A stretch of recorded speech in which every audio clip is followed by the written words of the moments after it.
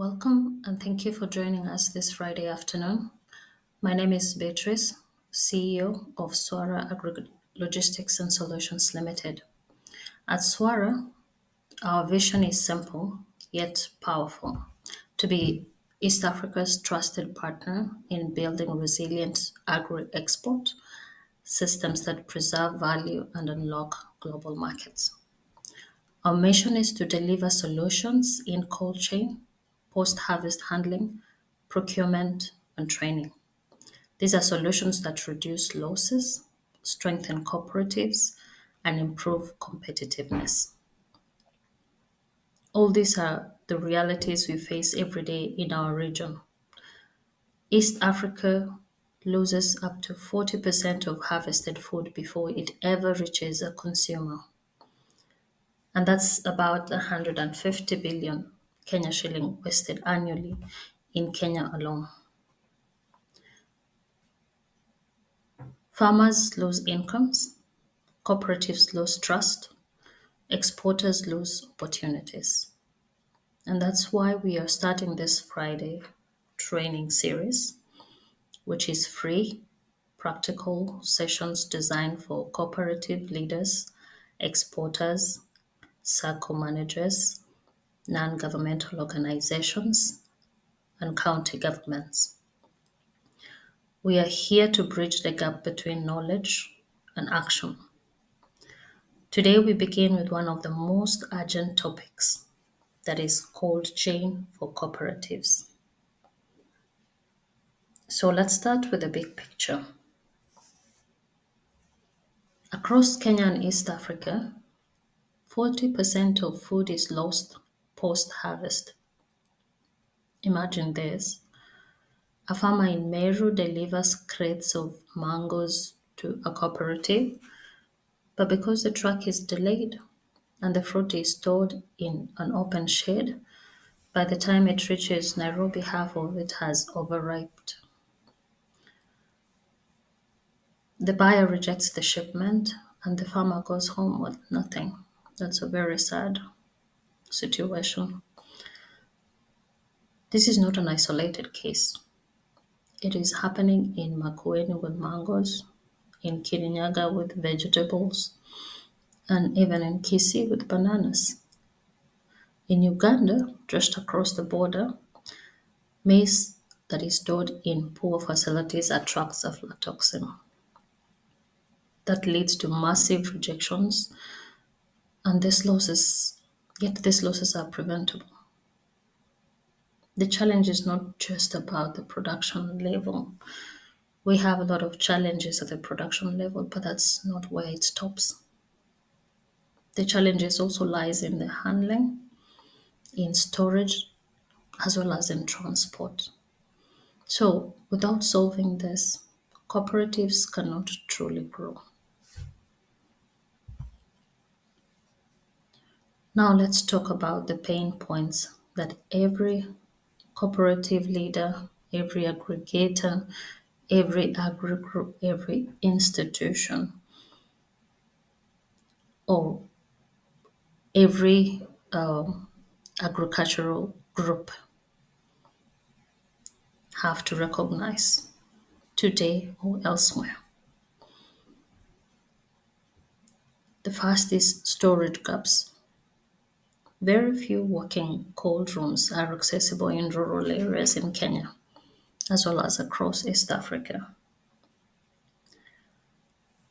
Second is transport delays.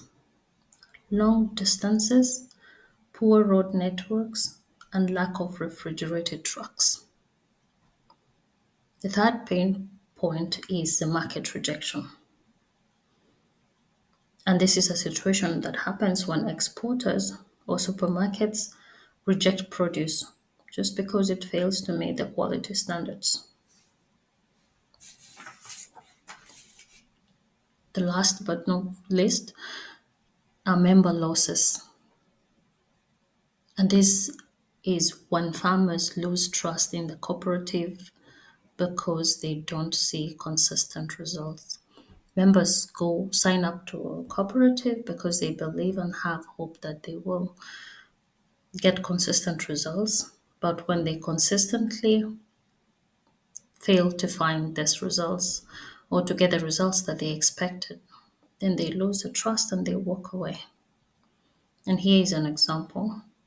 A dairy cooperative in Nyandarua recently invested in milk collection but lacked cooling tanks. So by the time the milk reached the processor, bacteria counts were too high. What happened? The cooperative lost the contract, unfortunately, and the members walked away. They lost faith in the cooperative. These are not small issues. They threaten the very survival of cooperatives. So, what does the cold chain unlock, you might ask? Cold chain provides both immediate and long term benefits. First, it extends shelf life. A tomato stored properly can last 3 to 4 times longer. That's very good news with a cold chain.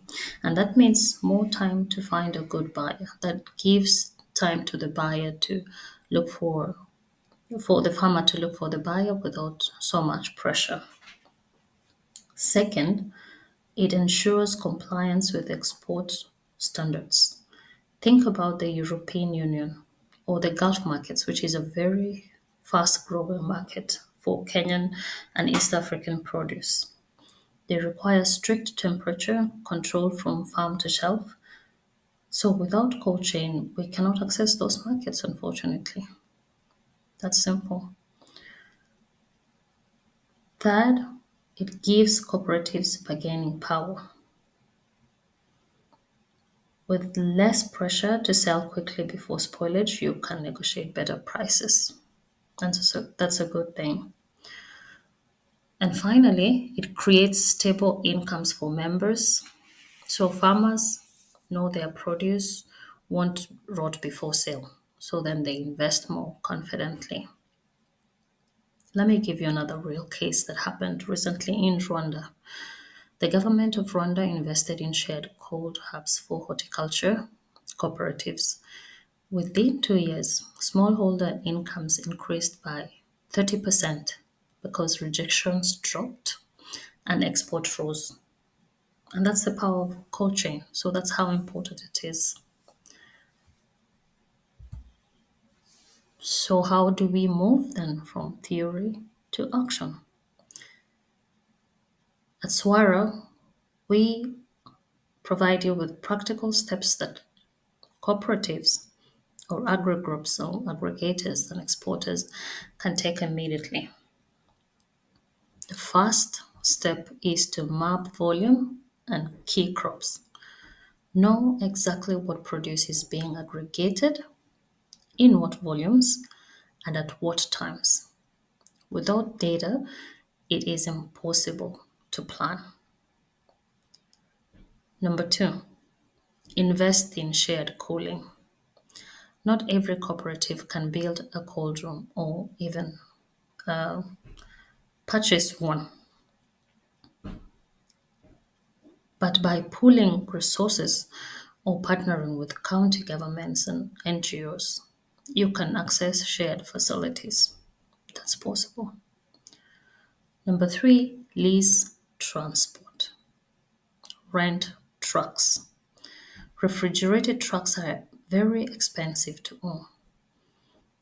A one reefer truck costs about 7 million Kenya shillings, but then they can be leased. You do not have to own one.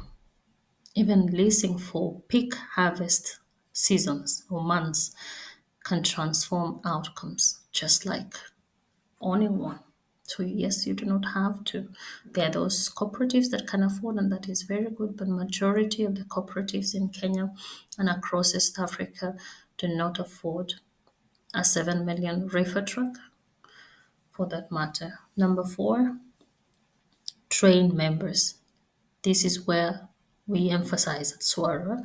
Training is very, very critical in every agri group or cooperative. Train members in handling and packaging, which is often overlooked. You may think is just handling and packaging and anyone can do this. No, these are very critical steps and skills that members need to have. Training farmers not to stack crates. Yes, that's simple. Not to stack crates incorrectly or mix grades of produce, mixing different grades of onion or cabbages or tomatoes. That is very critical and that can reduce losses even before storage. So think about avocados for export. For example, a cooperative in Moranga lost nearly 25% of shipment due to bruising, just bruising. Avocados are very fragile, so they lost 25% of their shipment due to bruising. That's very big. And that was not because of lack of cold chain, by the way. They did have a cold chain. It was because of poor pre-cool handling. So you see, you can still lose right before the cold chain, before the storage, before the cooling. So once they trained members on proper picking and packaging, losses dropped significantly. So yes, it is very important to focus also on that step before the cooling.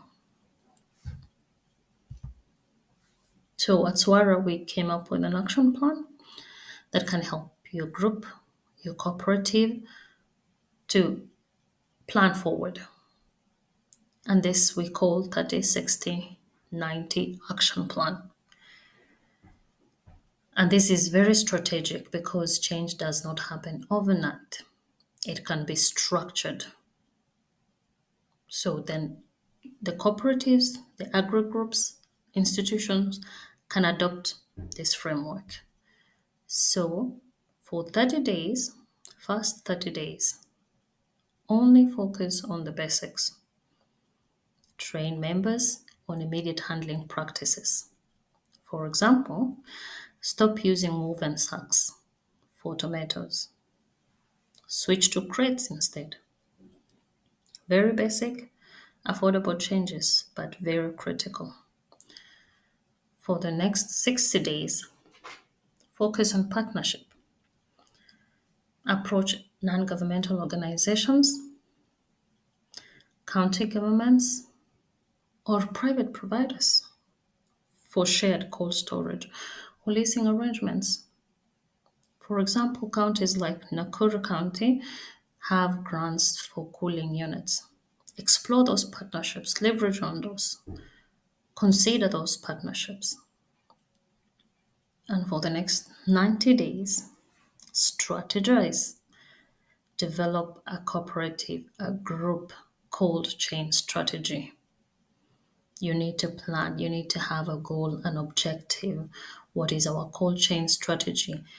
And this entails deciding, do we partner for transport? Do we co invest in a cold hub? Or do we negotiate with exporters to cost share? Your group, your cooperative need to decide where your priority lies. If your priority lies in transport, then that's where your strategy needs to lie. Is it on the storage? Is it on handling? So once you prioritize, identify your priority and settle on that, then you plan accordingly. This framework makes the cold chain journey manageable step by step. So, what should every cooperative leader remember from today? Number one, cold chain is very essential. Without it, you will continue losing up to 40% of the produce. You do not want to do that. That's simply very unsustainable. Number two, cooperatives must lead. Only cooperatives can aggregate farmer volumes and standardize quality to make cold chain viable. Number three, partnerships unlock growth. Work with counties, NGOs, development banks, and private providers. Cold chain is capital intensive, but partnerships reduce the burden.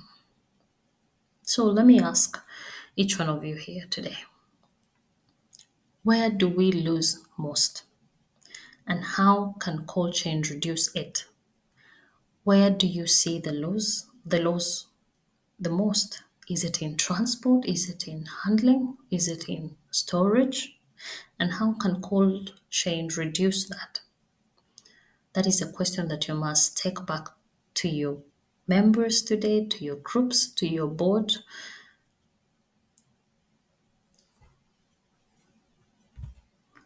And as we close, let me leave you with this thought. Preserving value after harvest is not just a matter of economics. It is a responsibility we owe to farmers and to the future generations. If we keep losing 40% of food, we cannot feed our people. We cannot compete globally. And we cannot even grow rural economies.